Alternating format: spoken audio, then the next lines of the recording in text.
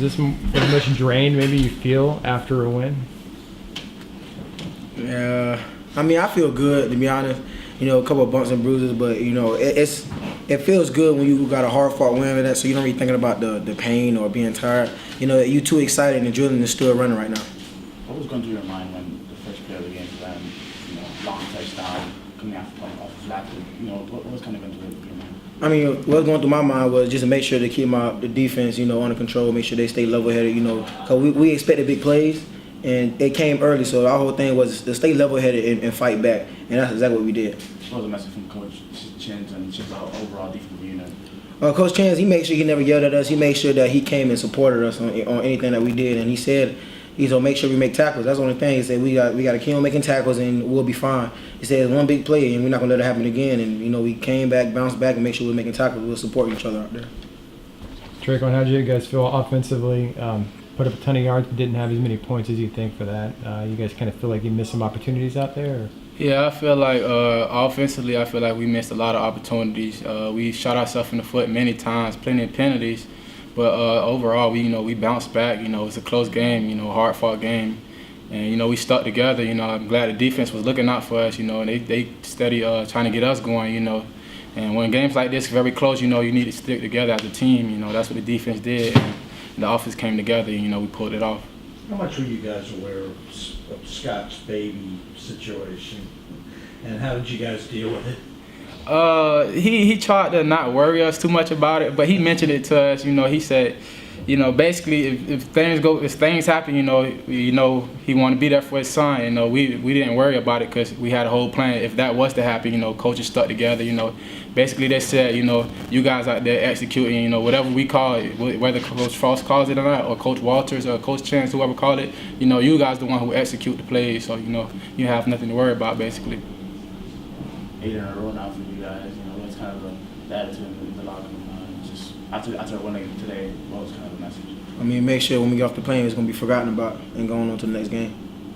Do you guys know where the fans are during the game? I mean, on these road games, you're straight to them afterwards. Is that planned? Do you know where they are? Trust me, when we run out and you hear UCF and behind you, we always know where they at, and we already know exactly where to go to after the game. You guys feel a little relieved to escape this one? It was kind of a tough game. Offensively, I feel we feel relieved, honestly, because when you come out in the game, you don't expect it to be close, and honestly, it was a close game, and I'm glad it went out like this because every game we're not gonna win by many points. It's gonna be a close one like this. If we plan on going farther, it's gonna be teams really out there gunning for us. As long as we stick together, play as a team, we should be fine. What has Coach Frost told you guys about all these coaching rumors regarding him? What has he told you guys? Does he say to ignore it or what? Basically, he tried to make us not think about it. That's later on. We plan for now. We plan for the game in the week. We can't worry about that. Anything else? I'll go with the rankings and just kind of those things. Obviously, college football player because you guys are a little bit lower than the other pros. I mean, that's another thing that we're not worrying about. It's just a number beside our name when it's on TV. It don't define who we are. It won't make any player on our team any better than what they are. Our whole thing is to make sure that we play for each other, support each other, and make sure we keep focused on game by game. All right, guys. It's good being in here. Appreciate it. Let's take these steps. Which? Okay. You want to sit down with that camera? Or not? Yeah. I'll do it.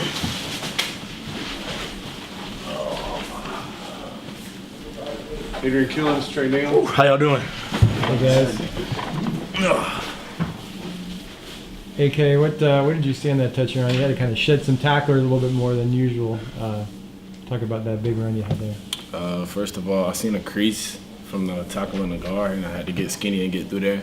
I told the O-line, if you just make a small hole for me, I can get through it and make big plays. And it was some good key blocks down the field that also made that play a touchdown. So overall, it was a great touchdown.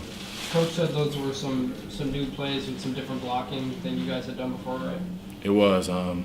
Like everything's happened in practice, and when we execute good in practice, we expect to make big plays like we did today.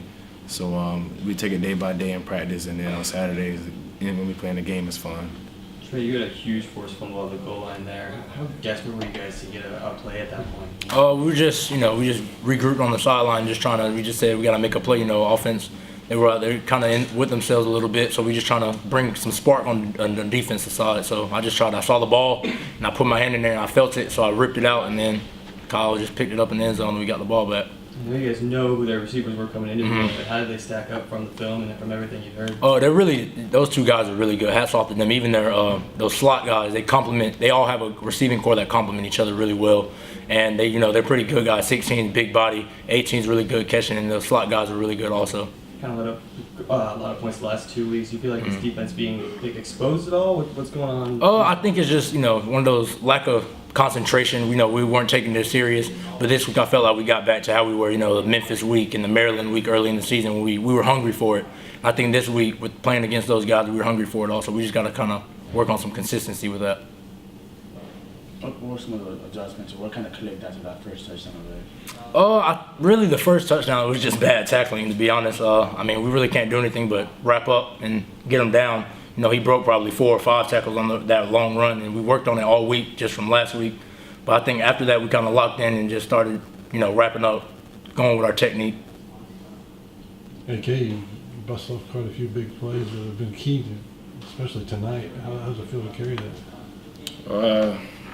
Each person in this offense and this team, everyone is key players. So no one man in his defense, special teams, or offense is bigger than the whole team. So whatever our coaches tell us to do, we do it and execute plays. And when the ball is in the player's hand on this team, we make big plays. And we got a lot of playmakers on this team, so it's exciting playing in this offense. I saw you shaking hands with an official before the game. What did he say to you? Was it somebody you knew? That official, he refs about just every one of our games. So he always challenged me to a race when I break out. He always say who's going to be the first one to get to the end zone. That's all that is. You guys certainly heard the fans behind you.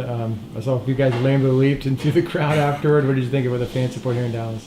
Well, we have a great fan base. UCF is a well-known school, and it's a growing school. So to see that fan base on a road game means a lot, and I can't wait to get back home and play in a bounce house. Speaking of fans, did you guys see I guess there were a couple of Gator fans here holding up signs about Coach Frost? I prefer to not speak on that. We're not worried about that right now. We're about finishing the season strong and winning national championships and division championships and conference championships. All right. Thanks, guys. Thank you.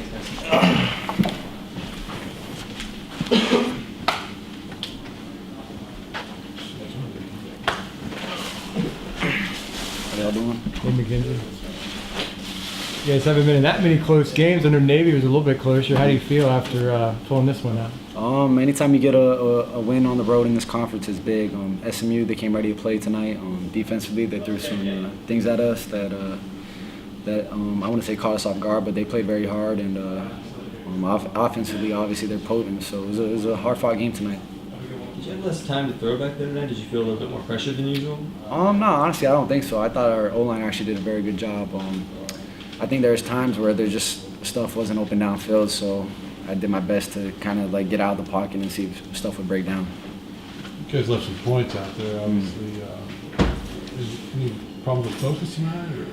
No, I don't think so. SMU is the #1 defense in the red zone in our conference, so that might be part of it. They played well, but anytime you get 600 plus yards and only 31 points, that's definitely not good. That's not up to our standards. So we'll watch the film. We'll see what we can work on. But at the end of the day, it's a win. It's another win in the W column for us. So we'll take it. Coach said that this week with Baby Frost on the way kind of totally emotionally drained him, and it definitely distracted a little going into the game. What did you see from him on the sideline and calling games? Or calling plays? I saw him locked in. I didn't notice a change in him. Obviously it's tough. It's tough when you're expecting a kid and it's his first child. So I'm definitely stoked for him. He's actually delivered today. So no, it wasn't. It wasn't. He was just saying when he's born, it's going to be a happy birthday because you won. Just to clarify. Sorry, false alarm there. He tricked me. He had me fooled. But we're definitely blessed with the awesome coach and. Just his level of commitment to us has been awesome. So I'm very grateful for him. Seemed like kind of mixed feelings for you after this game. You guys did win and a career day for you passing, but 2 picks. How do you feel about it overall? Yeah, obviously the 2 picks. One, just I didn't get enough on it on a flag route to Gabe. Underthrew it and kind of threw it right to the guy. Another one, I think me and Trey had a bit of a miscommunication, but anytime you throw 2 picks, it's definitely not good. You got to take care of the ball. Turnovers can win and lose close games like this, and I think we had 3 tonight, and I don't think they had any. So, thankfully we came out with the win. Our defense did an awesome job of holding them to below their standards. So, it was all around a good team win. Can't draw it up much better than that 80 yards you gave them. Yeah. Gabe saw him beat the corner, made a heck of a catch and run after catch too. So he's a very special player for a freshman. A lot of the guys jumped into the crowd with UCF fans after the game. You ever think about making that Lambeau leap yourself? Honestly, I'm white, so I can't jump that high. Nah, but definitely grateful for our fans. They've been traveling well all year and giving us awesome support. So I'm definitely grateful for them. We gave them some high fives, but I don't think I can jump that high. Anything else? You guys have had some big plays. Is it dangerous sometimes to live by those big plays? Nah, I don't think so. I think we're a quick strike offense, but we can also get some long drives going together. But I mean, big plays are going to happen when you have guys like Adrian Killens, Traquan Smith, Gabe Davis, Otis Anderson, Taj McGowan. That's just part of our identity. We'll make big plays and then we'll go get a 12-play drive for a touchdown as well. So it's just whatever happens. You never know if a guy's going to break one. Good. Appreciate you guys. Thanks a lot. See you next week. Thanks.